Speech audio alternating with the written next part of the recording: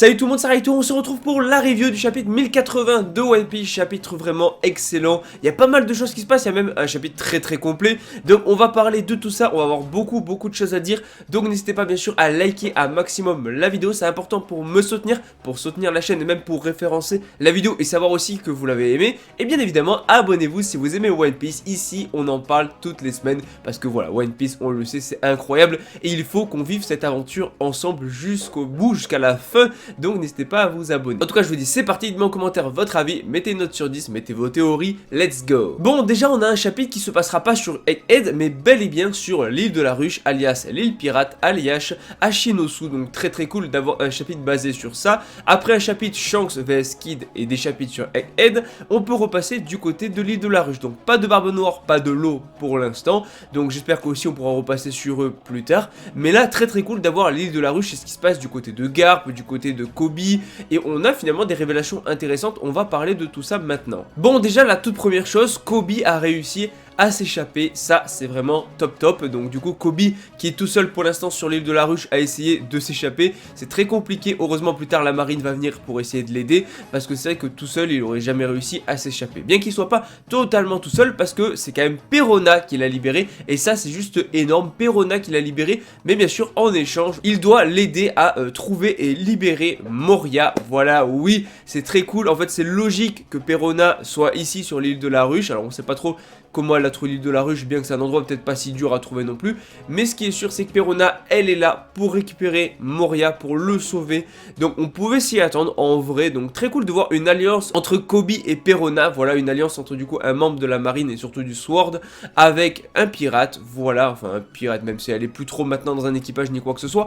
Mais je trouve l'alliance vraiment ouf en vrai. Et ça fait plaisir. Surtout que ces deux personnages qui finalement ont un lien avec l'équipage de Luffy, mais ne se connaissaient pas du tout. Le seul point commun entre les deux, c'est juste qu'ils ont les cheveux roses. En tout cas, on a enfin la prime de Kobe, et ça c'est juste énorme. Rappelez-vous, Cross Guild a mis des primes sur les membres de la marine. Oui, voilà, et ça nous avait hypé de fou à l'époque, et en vrai c'est trop cool, rien que l'idée d'avoir des primes sur les membres de la marine, ça fait kiffer de fou. Et on en sait un petit peu plus sur comment marchent les primes, mais également on a la prime de Kobe qui est de 5 étoiles. Alors au vu de l'affiche, je vous montre ça à l'écran, je ne pense pas qu'on puisse rentrer plus de 5 étoiles, donc à mon avis 5 étoiles c'est le maximum, et c'est sûrement la prime que doivent avoir les amiraux comme Kizaru et même comme Akainu, etc., qui est le l'amiral en chef.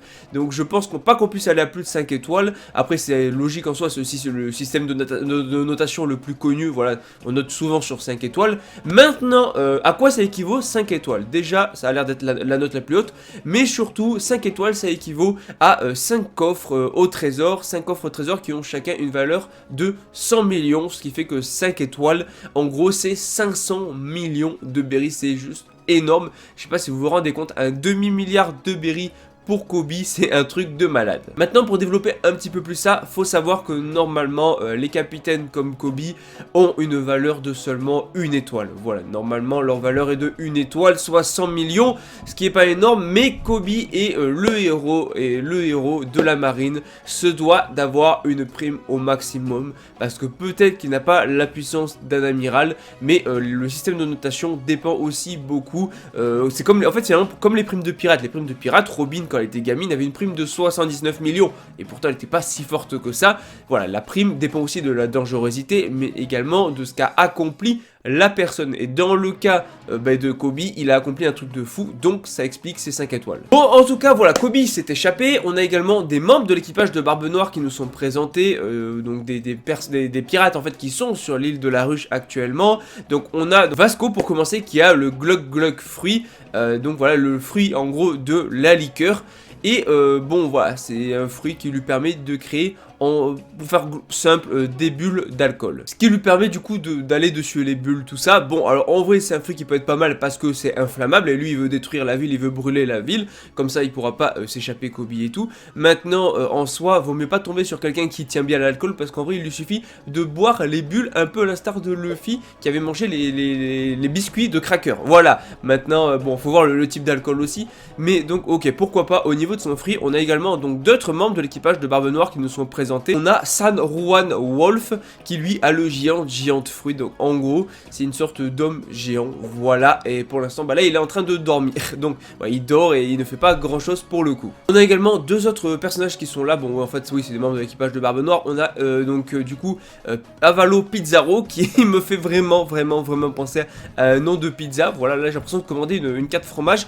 Et donc du coup, il a le fruit de l'île, donc Island plutôt. Ouais, je suis très mauvais en anglais. Island fruit qui en gros c'est le fruit de l'île. Voilà, c'est un homme île. Donc là c'est intéressant parce que du coup il peut se fondre dans l'île. Par contre, à voir s'il peut l'utiliser que sur l'île de la ruche ou s'il peut l'utiliser sur d'autres îles. Par contre, c'est vrai que dans ces cas-là, en plein milieu de l'océan, en vrai, bah il est pas si fort que ça, puisque s'il y a vraiment pas d'île autour, ils sont en plein milieu de la mer. Son fruit lui sert strictement à rien. Ce qui explique pourquoi aussi peut-être il est resté sur l'île de la ruche et qu'il n'est pas venu avec Barbe Noire pour combattre au milieu de la mer parce qu'il servirait à rien du tout. Et on a Shiryu, bien sûr, avec son fruit de l'homme invisible, le Clear fruit, donc le fruit de l'homme invisible. Maintenant, donc c'est pas lui qui est sur le bateau de Barbe Noire qui se dirige vers Egghead. Parce que c'est vrai que beaucoup pensaient à lui. Donc là, plusieurs théories sur le bateau de Barbe Noire à Egghead. Soit on a tout simplement l'eau ou Barbe Noire qui se pointe, voilà, mais ça voudrait dire que le combat est fini et qu'ils ont eu le temps d'aller à Egghead, donc je ne pense pas personnellement. Maintenant, le personnage le plus important qu'on ne voit pas ici et qui n'est pas non plus dans le combat contre Barbe Noire, c'est Aokiji. Voilà, Aokiji n'est pas là, il n'est pas sur l'île de la ruche, il n'est pas non plus du côté de Barbe Noire et de l'eau, donc il y a des chances en tout cas qu'il se dirige vers Egghead. Maintenant, reste à voir s'il y a une alliance Vegapunk Barbe Noire ou si jamais il va affronter Saturne ou même plutôt Kizaru. Ou alors ça peut encore être bien sûr Lafitte qui je crois, je suis pas sûr, en tout cas je crois qu'il n'était pas dans le combat contre Barbe Noire et l'eau, n'a pas l'air d'être là. Enfin voilà, il y a plusieurs membres de l'équipage de Barbe Noire que ça peut être, mais j'ai très hâte de voir. En tout cas ça laisse un peu de mystère et tout, mais on peut quand même théoriser sur qui ça peut être. D'ailleurs la théorie alliance Barbe Noire avec York pourrait se confirmer puisque Barbe Noire veut se servir de Kobe pour faire en sorte que son royaume devienne un royaume officialisé par le gouvernement, on verra ça après, et en plus de ça, le truc c'est que York veut devenir un dragon céleste, donc Barbe Noire pourrait négocier en même temps pour que York devienne un dragon céleste, en vrai, et ça peut être pas mal là. En tout cas, on a un flashback super intéressant sur pourquoi est-ce que Barbe Noire a capturé Kobe. Là, en vrai, on pouvait se poser des questions. Pourquoi le capturer? Rappelez-vous, voilà, il y a eu le combat avec Boa Hancock et du coup Kobe à la fin il a été capturé. Donc Barbe Noire l'a capturé pour une simple raison, c'est un malade ce gars. En gros, il a capturé Kobe pour négocier avec le gouvernement et faire en sorte que l'île de la ruche devienne une île officielle, devienne un véritable pays, un véritable royaume, et du coup que ça soit reconnu en tout cas officiellement par le gouvernement, et Barbe Noire deviendrait le roi de ce royaume, le roi de ce pays, donc le roi Barbe Noire. En vrai de vrai, non, mais jamais la marine va accepter ça, jamais la marine, enfin même pas la marine, le gouvernement, jamais le gouvernement pourrait accepter ça, mais bon, en vrai, on sait jamais, mais c'est complètement fou. Barbe Noire, lui, il est un peu cinglé dans sa tête, il y a très peu de chances que son plan réussisse. Sauf que voilà, Kobe lui dit clairement, jamais le gouvernement voudra d'un pays qui, justement, va être rempli de criminels et tout. Et c'est intéressant parce que Barbe Noire veut négocier, voilà, il a une valeur de 500 millions, mais c'est également le héros, voilà, Kobe le héros de la marine qui pour moi est le futur Garp, hein, clairement là, voilà, Garp était l'ancien héros de la marine, on a le nouveau ici, j'ai hâte de voir les progrès de Kobe par la suite, mais le problème encore une fois, c'est que Kobe fait partie du Sword, et le Sword n'est plus affilié vraiment à la marine, en gros ils ont démissionné plus ou moins de la marine, ils ne sont plus totalement reconnus, et le gouvernement, il y a peu de chances qu'il accepte de négocier pour un membre du Sword, d'autant plus que en fait le Sword c'est vraiment un groupe qui va agir sans aucun ordre.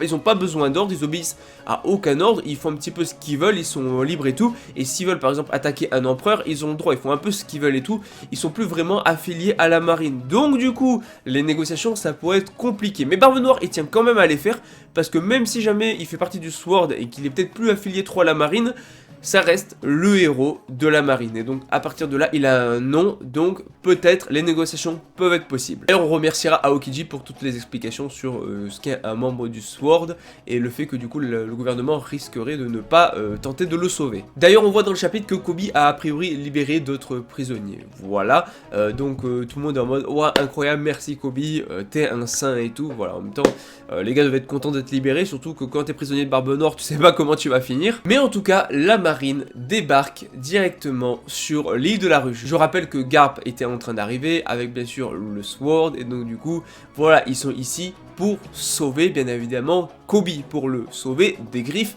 de Barbe Noire. Bien sûr sans l'accord de la marine, Garp n'en fait qu'à sa tête et de toute façon le Sword n'obéit plus à la marine. Donc premièrement déjà on va avoir Kujaku, oui Kujaku, qui est la petite fille de Tsuru, très intéressant, donc qui manipule le fruit du fouet, donc a priori le whip fruit, donc le fruit du fouet. Tout ce qu'elle touche elle peut plus ou moins le contrôler, c'est qui marche aussi sur les bâtiments, donc là elle va bouger, elle va déplacer, elle va contrôler des bâtiments. En vrai c'est quand même très cool comme fruit, ça peut être vraiment pas mal du tout. On l'avait déjà vu dans le chapitre 1061 avec le prince Grunt, mais en vrai son chara design est très cool. Ensuite on a également Ibari qui a été avec Hermep et qui était en train de pleurer la dernière fois qu'on l'a vu pour sauver justement Kobe. Donc alors son fruit en gros voilà, son pouvoir lui permet, déjà elle utilise une arme a priori de Vegapunk, mais surtout ça transforme la poudre des ennemis en fleurs, donc la poudre des pistolets en fleurs. Donc du coup forcément quand ils vont essayer de tirer sur Kobe, ça va pas marcher. Donc sympa, en vrai ça peut être pratique, mais en vrai ça marche quand c'est des sbires qui utilisent des petits fusils, des petits pistolets, mais quand c'est un mec qui utilise un fruit du démon, l'utilité, je suis pas sûr qu'elle soit là. Ensuite du coup on a, je l'avais dit tout à l'heure, le prince Gruss qui est là aussi, avec donc du coup le gougou fruit, donc le fruit en gros, voilà, c'est un homme argile, le fruit de l'argile. Il peut créer des petits golems d'argile et tout, il peut a priori transformer ses alliés en argile, il peut faire pas mal de choses avec l'argile. C'est un fruit qui peut être très cool, voilà, on parle quand même d'un fruit d'argile. Il y a moyen de faire des trucs sympathiques et tout, je pense qu'il développe bien son fruit du démon. Donc là on a un peu tous les membres du Sword. D'ailleurs on a également Tashigi qui est présente aussi, donc très sympa. Et bien sûr on a Hermep, hein. On est obligé, c'est le meilleur pote maintenant de Kobe. On était obligé de le placer, mais surtout on a quelqu'un qui arrive. Et lui, je vous le dis, il est pas là pour plaisanter. Je parle bien sûr du vice-amiral Garp, le héros de la marine, qui débarque sur son bateau volant, voilà, en frimant tranquillement. Là il va montrer de quel bois il se chauffe, mais surtout les gens qui sous-estiment Garp. Déjà j'ai pas compris pourquoi les gens sous-estiment Garp, alors c'est quand même le mec qui se battait avec Roger contre les Rocks à God Valley. Voilà, un peu rival de Roger, tout ça, donc déjà j'ai pas compris pourquoi les gens prenaient Garp pour une fraude. Mais surtout il va débarquer et il va dire clairement, vous savez, est-ce que vous savez à qui vous en êtes pris, qui vous avez kidnappé? Non seulement c'est Kobe, le futur de la marine, mais également mon élève bien aimé. Et voilà ce que va nous dire Garp. Oui, Garp en vrai de vrai, si on y pense, Kobe c'est un petit peu le petit-fils qu'il a toujours voulu, parce que entre Ace qui est devenu pirate, Luffy qui est devenu pirate et tout, c'est parti en vrille, c'est parti en vrille. Heureusement il a Kobe, son nouveau petit-fils, qui lui par contre fait partie du Sword et est rallié à la marine. Voilà, enfin il attendait que ça depuis un moment, Garp, d'avoir enfin un vrai petit-fils qui en tout cas peut devenir un marine, en tout cas qui fait partie de ce côté là. Et pas du camp des pirates. Bon, en tout cas, il arrive, Garp qui saute de son bateau et qui nous fait l'attaque Galaxy Impact. Déjà, quand tu as Galaxy en général dans le nom d'une attaque, tu te dis c'est pas une petite attaque. Il va détruire la ville, tu vois des éclairs, donc il y a des chances qu'il utilise le Haki des rois. Oui, le fameux Garp, héros de la marine, va enfin nous montrer de quoi il est réellement capable. Et les gens qui disaient en fait personne se battait, Garp il s'est pas battu réellement du coup à Marineford, tout ça, la fraude et tout, mais en fait Garp ne s'est juste pas battu tout court. C'est pas qu'il ne s'est pas battu sérieusement, c'est qu'il n'a pas combattu lors de l'arc Marineford en fait. Enfin franchement, quand tu vois l'attaque, tu te dis c'est pas n'importe qui ce Garp. Voilà, on parle quand même de Garp, le héros de la marine, qui a combattu comme j'ai dit les Rocks aux côtés de Roger. Les Rocks c'était quand même Big Mom, Barbe Blanche, du coup Zebek, etc. C'était que des piliers du game, donc vraiment, voilà, Kaido aussi, donc à un moment, voilà, Garp, on le savait, il est fort, il nous le montre, et c'est cool. Par contre, là, ça se voit qu'on est entré dans un nouveau game et que ça y est, tous les persos nous dévoilent enfin leur véritable puissance, se battent enfin à fond. Avant, ils n'avaient pas besoin de se battre à fond, parce qu'avant, on n'était pas vraiment dans la fin du game, donc il y avait que des ennemis qui n'étaient pas spécialement hyper forts, donc du coup, ils se battaient pas à fond. Maintenant, on est dans le haut du game, t'as que les plus puissants, ils sont obligés de se battre à fond, donc du coup, Garp nous montre sa puissance, Shanks nous a montré sa puissance, maintenant, on va voir du côté de l'eau et Barbe Noire, puis on va voir peut-être Saturne, peut-être Kizaru et tout, donc il va y avoir vraiment une baston aussi à Ed, donc là vraiment ça se voit qu'on est sur la dernière ligne droite du manga, en fait la dernière partie du manga où tout le monde va se battre à fond, parce que maintenant il reste que les plus puissants sur le chemin du One Piece. Et ça, c'est juste fou. En tout cas, n'hésitez pas à liker la vidéo si jamais elle vous plaît, à me dire en commentaire votre avis sur le chapitre. Mettez une note sur 10. Franchement, j'ai adoré. J'espère vraiment. Bon, il y a une pause la semaine prochaine. J'espère vraiment que le chapitre d'après. Déjà, j'espère qu'on va pas revoir 15 pauses après. Donc, j'espère qu'on va enchaîner 2-3 chapitres après. Et j'espère vraiment des trucs de fou. Je m'attends à des trucs de fou. De toute façon, on nous a teasé. Le narrateur nous a dit que la fin de l'arc Egghead allait être complètement folle. Donc, je veux qu'elle soit folle. Je veux qu'on ait un truc de fou. Et franchement, j'y crois. J'y crois. Donc, dites-moi en commentaire votre avis sur le chapitre. Mettez une note sur 10. N'hésitez pas à liker la vidéo, c'est hyper important. À vous abonner si vous aimez One Piece. Moi, du coup, je vous dis à la prochaine. Allez, ciao tout le monde.